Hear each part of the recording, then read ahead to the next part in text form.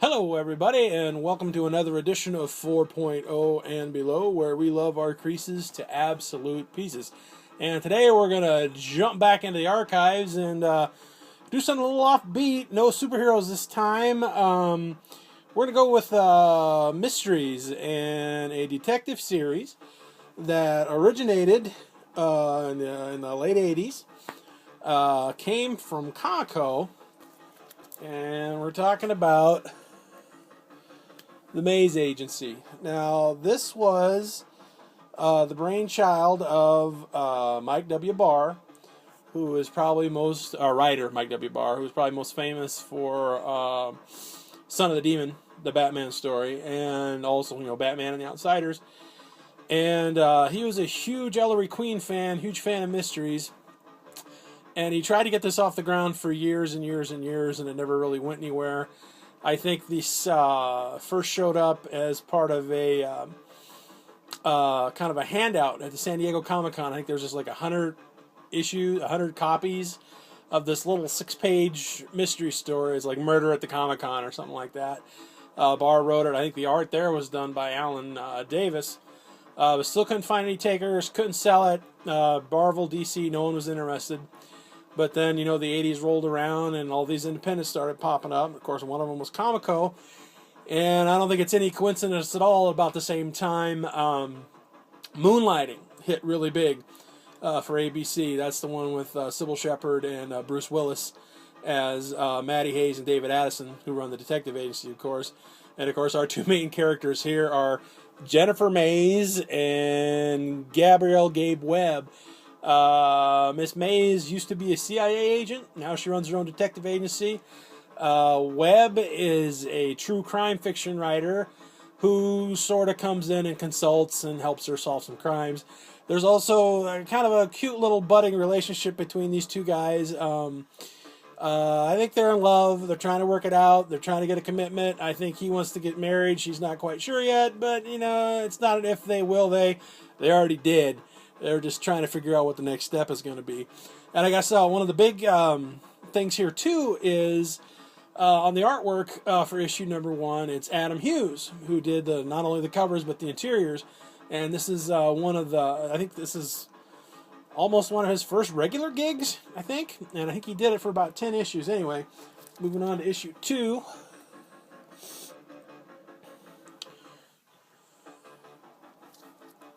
And issue number 3.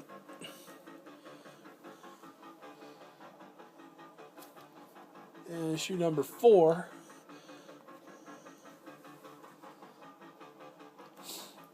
And let's see, issue number 5. Now, one of Barr's big things with this is he wanted to play fair with these mysteries, in that it's not like an episode of Columbo where we see who done it in the opening act, and Columbo tries to find the clues and nail them in the end. It's not quite Country Cottage stuff, but it is kind of we kind of go through the suspects, and the clues aren't real obvious, and then of course it's one of those, let's gather all the suspects in a room at the end, and we're going to finger the killer. And while none of the resolutions in these, I wouldn't call them cheats or anything, it's all very plausible, but there's no way in hell you'd ever be able to figure out who done it just by what's presented. And let's see here. And then issue number 6. I think by now Hughes might have already been off the book. I think he migrated. No, wait. Yeah, no, he was already gone. And I think he migrated over to DC and started doing the Justice League. And sadly, with issue number 7, that would be the last issue that Comico would publish before it kind of went belly up. Now, Comico is a funny thing. They were kind of a player there for a while. I really enjoyed their stuff. Let's see, I think I read the Elementals and the Justice Machine, of course this. And, their Johnny Quest comics are really good, too. But the most infuriating thing about Comico, at least for me at the time, with my local newsstand, is it seems like they'd only show up every other month. So you're always missing an issue. You'd get 6, and then the next month 7 would never show up. And then, there's issue 8. And so you'd kind of get them, and then whenever you'd go to like Lincoln or Omaha, then you'd try to hit the boxes and try to figure out what the hell you missed. So anyway, Comico folded, but the maze survived and jumped ship and was picked up by Innovation Comics. I guess we can get rid of that record. Bye-bye. Starting with issue number 8. Well, I said Hughes. Let's see, was Hughes still around? I can't remember. He might have done some of the art for some of these. I think he worked on this for almost a year. So yeah, he might have still been around. I know he was still doing the covers, because that's definitely an Adam Hughes cover. And there, Jennifer and Gabe actually get to work with Ellery Queen, which is one of Barr's big inspirations. Moving on to number 10. The thing is, though, it seems like when they made the jump to Innovation, to me, the series kind of went off the rails a little bit. It was a little more grounded. Jennifer was started showing up in these little cat suits, a la Emma Peel. There's nothing wrong with it exactly, but it's like, okay, sure, if that's where we're going, that's where we're going to go. And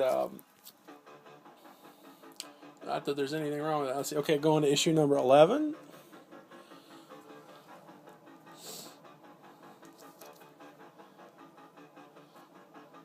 Issue 12.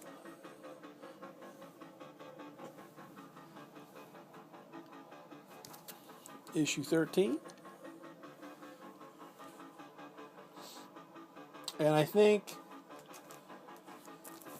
that might have been it for Adam Hughes. I think he might have came back for a couple more covers. Number 14, I know that's a Paul Smith cover there. That's a good story. They're at a prison, and they're there to see an execution, but the condemned dies of poisoning before they can put the juice to him. And then there's a riot, and then they got to solve it, or they're all going to get killed. I thought that was pretty good. And number 15, that's another major recurring character. That's Lieutenant Bliss, who was sort of their Gal Friday with the police department. She's framed for murder, so they got to get her out of a jam. Okay, and then 16.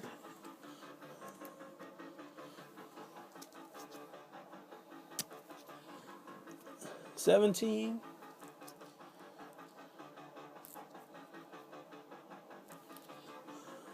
18. I don't know why this is reminding me of Miami Vice all of a sudden. It's very strange. Ooh, here's another Adam Hughes cover. So he wasn't completely off the book.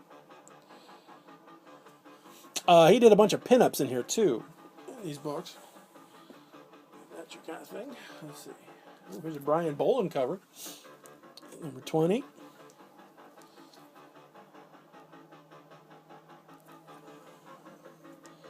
21.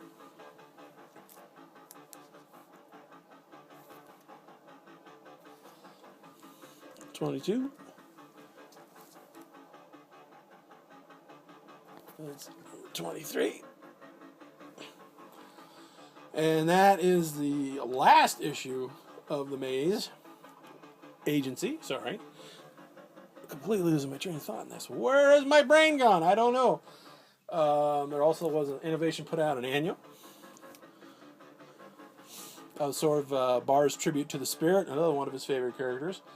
And there also was a Maze Agency special, which I think, I know in one of those they reprinted the that limited Comic-Con adventure. And then Innovation also put out a trade paperback that reprints the first 4 issues from the Comico line. I believe this is in black and white. Yeah. So yeah, you can kind of see the Adam Hughes influence there a little bit. Yeah. So a little background info on all the tales. So yeah, I enjoyed this series a whole lot. Like I said, the mysteries a little janky because, like I said, you'll never ever figure it out. But again, they didn't cheat. They all made sense, and in the end, the bad guys got caught. I really enjoyed the characters, even though they're definitely playing off moonlighting a little bit. But so no, it's a pretty good book, fun series. You probably pick them up dirt cheap. I also got some more Comico stuff. I think I'm going to show off too, because I think they're kind of a forgotten contributor a little bit. I know it's like a lot of those things. They had some success and they overexpanded too fast, and that was the end of that. So that'll do it for this episode of 4.0 and Below. This is your host, WB Kells. So reminding you to never, ever be embarrassed about what you can afford comic book wise. And until next time, we'll catch you later. See ya. Bye-bye.